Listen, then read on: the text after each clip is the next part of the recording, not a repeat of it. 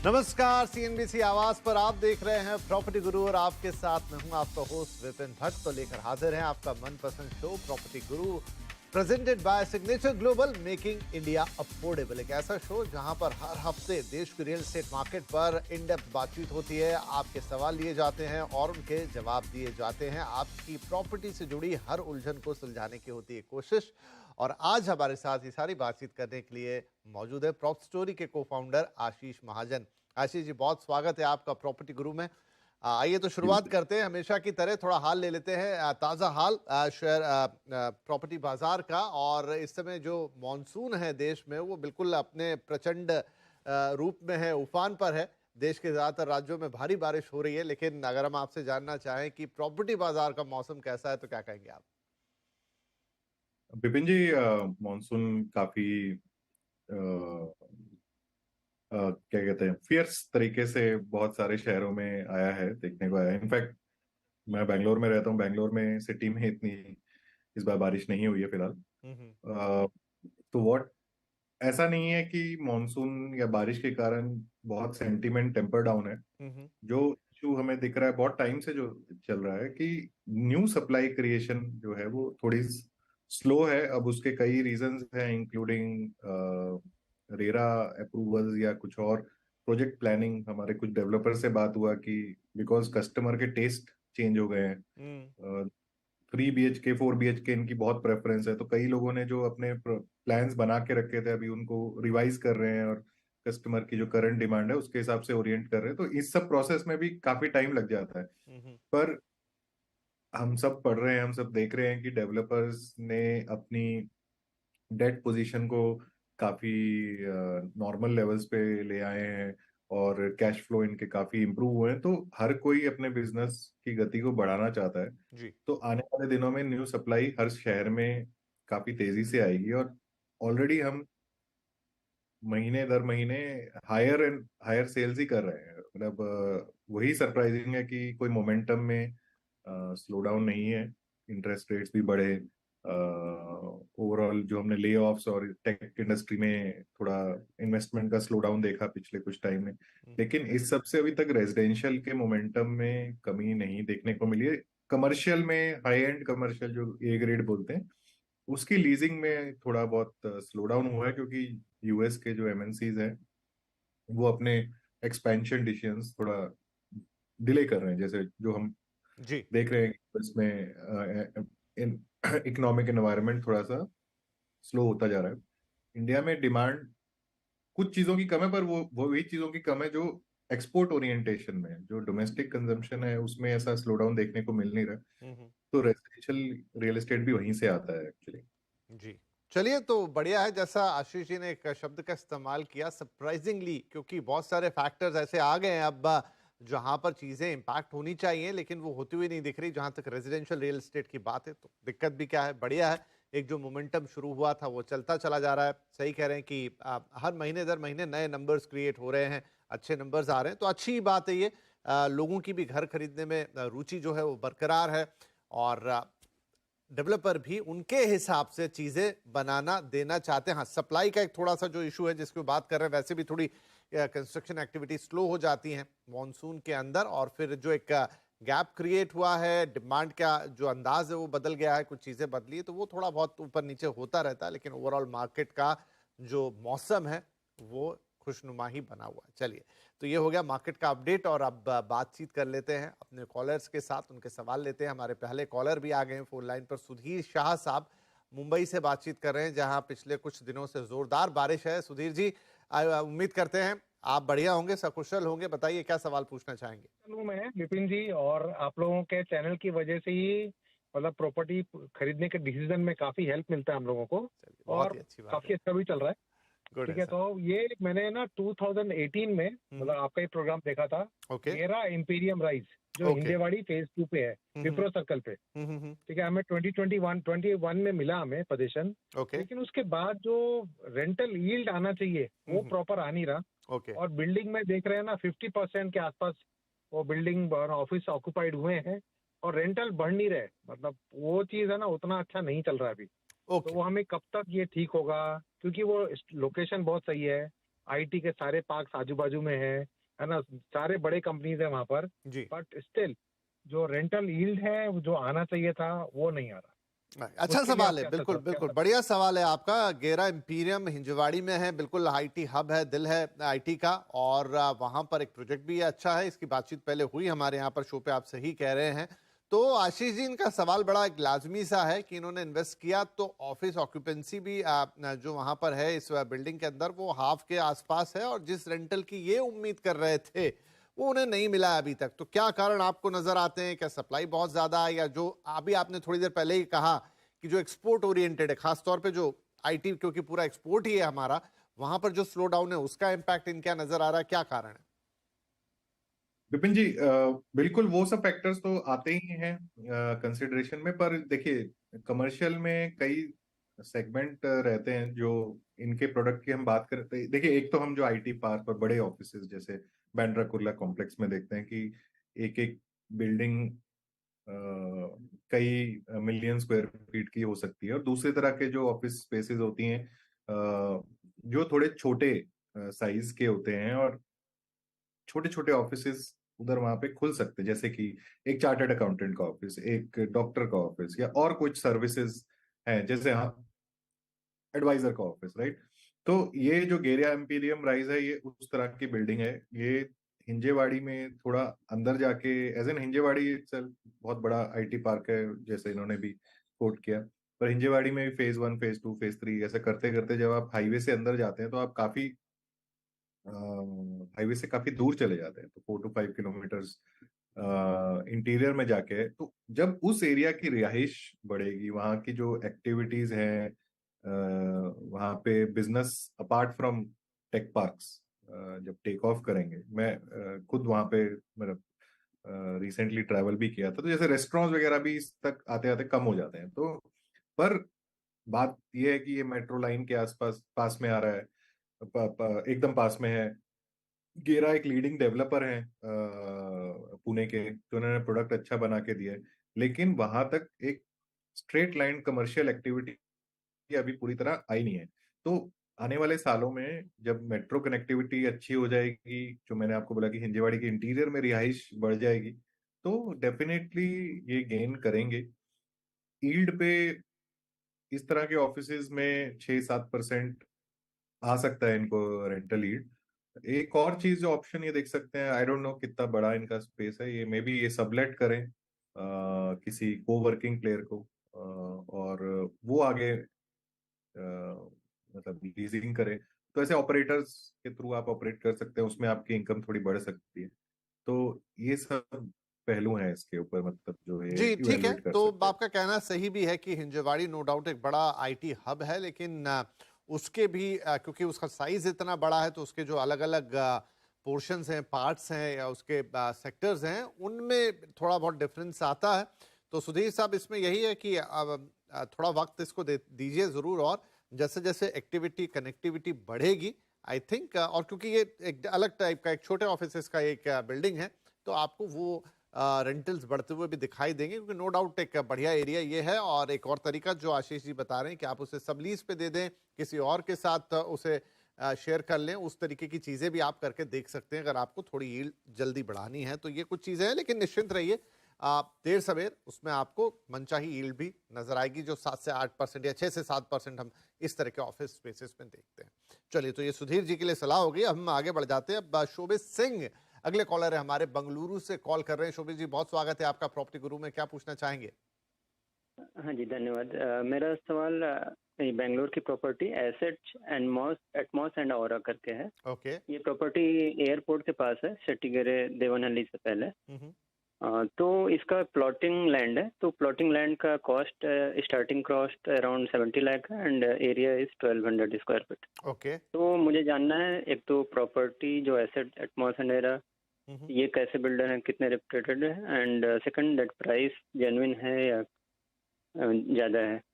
Okay, ठीक है। अच्छा लगता है जब ऐसे सवाल आते हैं आशीष जी, और ये बंगलुरु मतलब बापी का शहर, और वहां पर अक्सर हम देखते हैं कि प्लॉट से रिलेटेड क्वेश्चन बहुत आते हैं।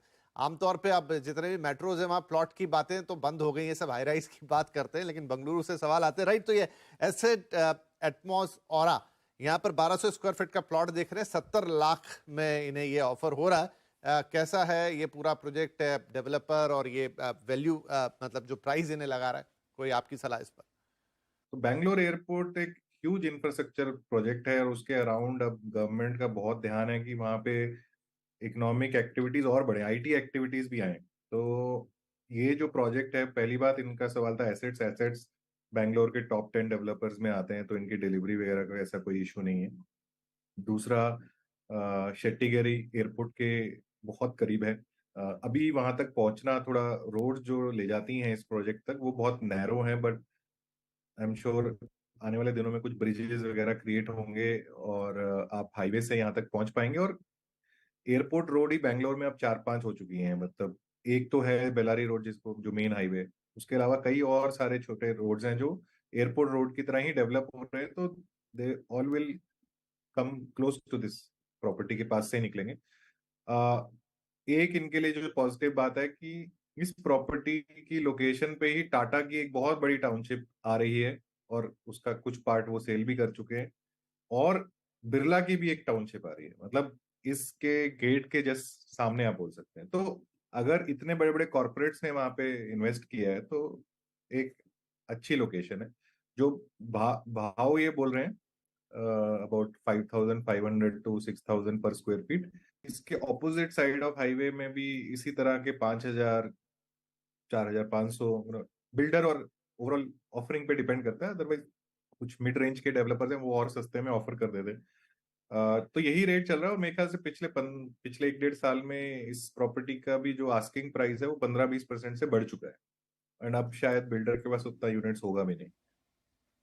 तो कुल मिला के शोभित साहब बढ़िया है सब कुछ, सारा डिटेल बता दिया यहाँ पर आशीष जी ने। तो गो हेड है एक तरीके से, अगर आपको पसंद आ गई ये प्रॉपर्टी तो प्राइस भी ठीक है, लोकेशन भी ठीक है, आगे जाके इसकी कनेक्टिविटी और बाकी इंफ्रास्ट्रक्चर भी ठीक होता नजर आएगा। चलिए इसी के साथ वक्त हो गया एक छोटे से ब्रेक का, लेकिन ब्रेक के बाद बातचीत और सवाल जवाब दोनों जारी रहेंगे।